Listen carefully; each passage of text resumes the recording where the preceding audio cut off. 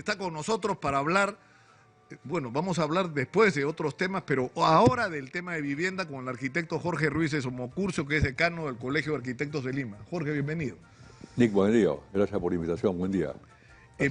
Primero, hemos hablado de este tema en otras oportunidades. Esta es una de las señales más alarmantes de lo mal que se han manejado las cosas, ¿no? Es decir, somos un país donde han entrado muchos recursos, ¿no?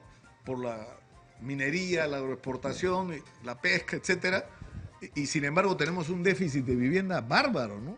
¿Cuáles son los números reales? Porque se habla de 1.800.000 viviendas que faltan. Mira, podemos hablar de un déficit de más o menos 2 millones de viviendas urbanas y rurales a nivel nacional, ¿ya? No dejemos de lado el campo, casi siempre sabe la vivienda urbana. Déficit cuantitativo y cualitativo, ¿ya? De ese déficit lo que se atiende es poquísimo, ¿no? Han habido medidas de aliento, como las viviendas de interés social, pero que se dirigen básicamente al 20% de la demanda, no más, incluso mal hecha, porque ahora tienen enfrentados, ¿no?, a municipios con el Ministerio de Vivienda y empresarios. Eso hay que aplacarlo, creo yo, porque si hay voluntad de invertir hay que conducirla bien, efectivamente, pero la ciudad no puede ser tampoco que pague los platos rotos de programas mal hechos, ¿no? ¿Por qué digo esto? Porque, por ejemplo, la vivienda de interés social, lo que no se ha previsto es que ese incremento tan grande de densidad debe haber acompañado una serie de servicios, ¿no? Espacios públicos, áreas verdes, salud, educación, que no se sabe quién los va a dar. Tendría que ser el Estado. Claro, porque además el nombre de BIS, de vivienda de interés social, es bien relativo, porque son viviendas que valen, ¿cuándo? 300, 400.000 soles. Más o menos. De gente que tenga capacidad de pagar una hipoteca. Claro, yo la llamo viviendas para sectores medios emergentes, lo cual no está mal. Hay un déficit, hay que hacerlo, pero vuelvo a repetir. Eso está atacando el 20% de la demanda. El 80% está fuera en este momento del juego. Y ese es al que tenemos que apuntar ahora. Ese 80% que es el que está en los suburbios, en los arenales, en las quebradas, en los cerdos. En las zonas de riesgo no mitigable, como dice Pedro Ferraz. Exactamente. ¿No? Y que además es víctima de los traficantes de terrenos, porque además ni siquiera están ahí de gratis. La gente ha pagado por el lugar. Ha pagado 20.000 soles por derecho a estar ahí con los tetizados sin ningún servicio. La familia tiene que dotarse de grupo electrógeno, agua y camión cisterna, le llega el dengue después, etcétera, ¿no? Ya. Entonces, la demanda realmente necesaria, a la que yo llamo, esta es la vivienda realmente social necesaria que hay que hacer, ¿ya? Entonces, nuestra recomendación como Colegio de Arquitectos es que, por un lado, bien, ¿ya?, apuntar al 20% de esta demanda con la llamada vivienda BIS, pero debe ir acompañada de provisión y dotación de servicios de modo tal que no colapsen zonas urbanas que funcionan bien, claro, en este momento. Para terminar con ese tema, que en las zonas residenciales donde construyas edificios de departamentos más pequeños para gente que, como tú dices, medios emergentes, eso vaya de la mano con que el agua potable alcance, la electricidad, se contemple el tema público, del transporte, área verde, jardín, áreas verdes, nido, exactamente, ya, así es. Ahora, bueno, ¿qué se necesita ahí? Que cada municipio haga por lo menos un plan específico indicando dónde puede ir esa vivienda. Lo están haciendo Surco y Barranco ya, por ejemplo, con ayuda del Colegio de Arquitectos, ¿no? ¿Ya? Que cada municipio diga, acá va mi vivienda social, y le pongan las características, ¿no?, en términos de equipamiento, área verde, área libre, etcétera, ¿ya? Con lo cual, eso puede caminar bien, ¿no? Pasemos al otro. Vamos a pasar, pero tras la pausa. Ya. Que yo creo que es un tema neurálgico. En este momento, sobre todo, ¿no? O sea, es una urgente necesidad el tema de la vivienda popular, y lo que estamos discutiendo es cómo se coimeaban a los funcionarios de quien debía resolver el tema, que es una vergüenza, ¿no? Pero vamos a la pausa y regresamos con el tema de la vivienda popular y lo que se puede hacer. Se van a sorprender de lo que van a escuchar. Soy Nicolás Lúcar, esto es Hablemos Claro, y estamos con el arquitecto Jorge Ruiz de Somocurcio, decano del Colegio de Arquitectos de Lima, en nuestra secuencia Plan para el Perú, hablando de la vivienda. Hemos hablado un poco de la vivienda llamada de interés social, que en realidad va dirigida a lo que tú dices, el 20% de demanda insatisfecha, de gente que puede pagar 300, 400.000 soles a través de una hipoteca. Y ahí hay todo un conflicto sobre dónde se ubican estos edificios, sobre en qué condiciones, etcétera. Ya. Pero el problema más grande y más grueso es otro, ¿no? El de las personas que, como tú has definido antes de la pausa, viven en lugares de riesgo, en lugares inapropiados, en las faldas de los cerros. Entonces, ¿cómo se enfrenta ese problema, Jorge? O sea, ¿por dónde empezamos? Bueno, para empezar, tiene que haber una convicción de parte del gobierno central de hacer de la política de vivienda uno de sus ejes medulares de su plan. Plan Perú, política de vivienda, uno de los ejes medulares, ¿ya? Dicho esto, ¿qué cosa quiere decir? que todos los niveles subnacionales tienen que alinearse, no solamente el gobierno central y el Ministerio de Vivienda, tienen que alinearse las municipalidades y los gobiernos regionales. Traducido en términos de vivienda, esto nos lleva a que tiene que haber programas municipales de vivienda. Rafael López Alega tiene que estar impulsando programas municipales de vivienda, sí o sí, de todas maneras, en el centro histórico de la renovación urbana y en la periferia. Programas regionales de vivienda. Las regiones donde tienen cano, hay plata, Nicolás, hay plata. No hay programas, no hay proyectos. No tiene que haber programas regionales Claro, de vivienda. y puedes tomar que bienes nacionales, porque eso es un problema bien serio también, ¿no? Que tiene que ver una vez más con la ineficiencia y la corrupción en el aparato del Estado. Es decir, tú necesitas que bienes nacionales esté sintonizado con mi vivienda y con todos los organismos para determinar terrenos que son aptos, ¿no es cierto?, para construcción de este tipo de viviendas. Si son del Estado, los transfieres; si no son del Estado, los expropias a precio justo, ¿no? Y construyes ahí viviendas, ¿no? ¿Y sabes quiénes pueden intermediar ahí?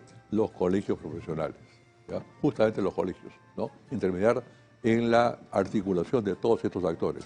Superintendencia, ministerio, inversión privada y municipalidad. Estamos en este momento intentando hacer eso. En la noche tenemos reunión con el viceministro de Vivienda. Estamos llevando ese planteamiento, ¿ya? Porque decimos, por un lado, todos los actores se compran el pleito de producir vivienda.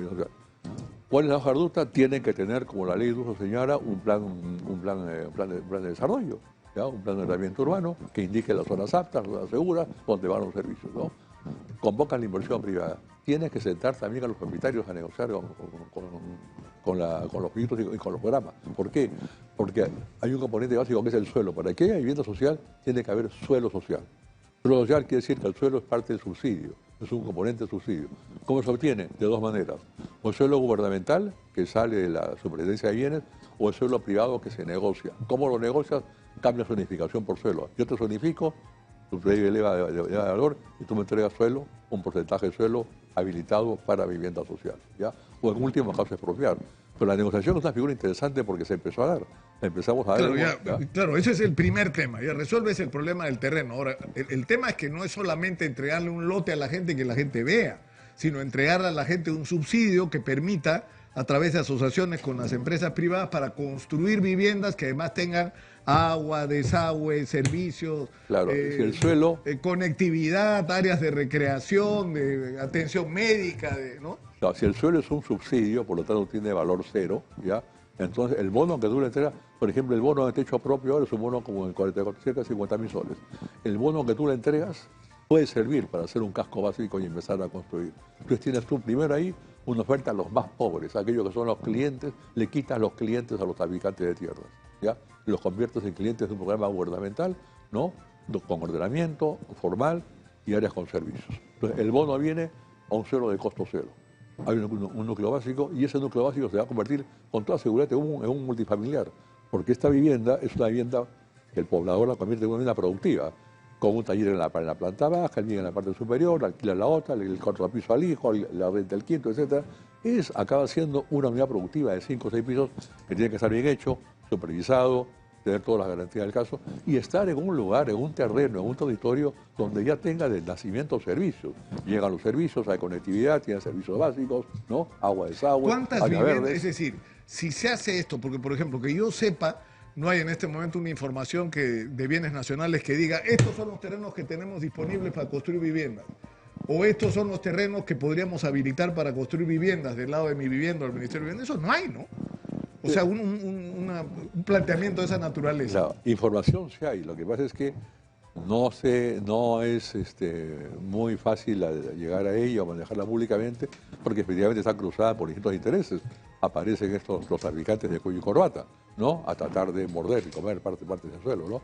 Pero el suelo de la superintendencia de bienes está identificado. El suelo privado está identificado. ¿Qué es lo que tiene que hacer? Falta alguien que convoque a esos tenedores del suelo. Por supuesto, y diga, hacemos en base a un plan.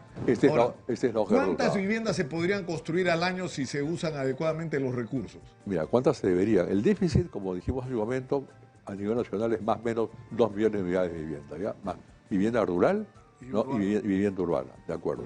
Mínimo, yo creo que un planteamiento nacional debería ser una meta de 100.000 viviendas por año. Mínimo, 100.000 viviendas por año, ¿ya? A nivel nacional. Pero vuelvo a repetir, es un programa que debe tener varios actores. Hay vivienda municipal, hay política de vivienda regional y vivienda nacional. El Estado, ¿qué es? El Estado es un gran conductor un gran conductor que lo que hace es canalizar recursos, oportunidades y participe en el Banco Suelo. Además, oferte el Banco Suelo. resuelves además varios problemas a la vez. No solo el de darle una vivienda digna, sino segura a la gente, con lo cual te proteges de los efectos de las catástrofes, porque vivimos en una zona sísmica amenazada por los huaicos, ¿no es cierto?, en las épocas de lluvia, ¿no es cierto? Pero por el otro lado, estás estimulando la economía, porque construir 100.000 viviendas al año o más, ¿no? Yo creo que incluso si te pones más optimista, mi querido Jorge, te he encontrado en días más optimistas que el de hoy. Yo creo que se podrían hacer más tomando tus propias palabras. Pero ya, digamos, 100.000, lo que significa en términos de chamba para la gente que va a hacer esa vivienda. Mira, que va a habilitar los servicios, ese, las empresas que van a, digamos, dar todos los recursos que se necesitan en, perdón, en cemento, en ladrillo, en vidrio. son miles de puestos de trabajo. Un empleo directo en la construcción genera cerca de 8 a 10 empleos indirectos. Es el sector con mayor efecto multiplicador en generación de empleo de la construcción. Eso es clarísimo. Pero de otro lado, Nicolás, ¿sabes qué? Comienzas a un país desesperanzado, a un país en este momento sin ilusión, harto de enfrentamientos, que tú comienzas a ofertar programas masivos de vivienda. Es un shock de esperanza y de ilusión a la gente, saber que puede apuntar a vivir finalmente en un lugar que le acaba, que es el sueño de muchísimas familias, el sueño de la vivienda propia. ¿Ya? Que es seguro, que es de calidad, que tiene acceso a los servicios, pero sobre todo que es suyo. Exactamente. Que es suyo, ¿no? ¿Ya? Entonces, yo creo que la agenda está puesta. ¿Qué se necesita? Lo hemos hablado antes, ¿ya? Ojalá que el gobierno lo recoja. Pero podríamos empezar con vivienda municipal. Podríamos empezar con el alcalde de Lima y vuelvo a hablar de él, ¿no? ¿Ya? Porque él es gobernador además. O sea, puede pedir los recursos al Ministerio de Economía y Finanzas. ¿Que le dé recursos para qué? Para salud, para educación, para servir. Entrar a CEDAPAL, reorientar la política de CEDAPAL. Y podríamos tener en Lima programas municipales de vivienda muy exitosos como el que hizo Alfonso Bardante con Huaycán, por ejemplo, ¿no? Y en este caso mucho más completo porque cuentas con apoyo del gobierno central. Alfonso Bardante no lo tuvo, ¿no? Pero, o sea, caminos hay.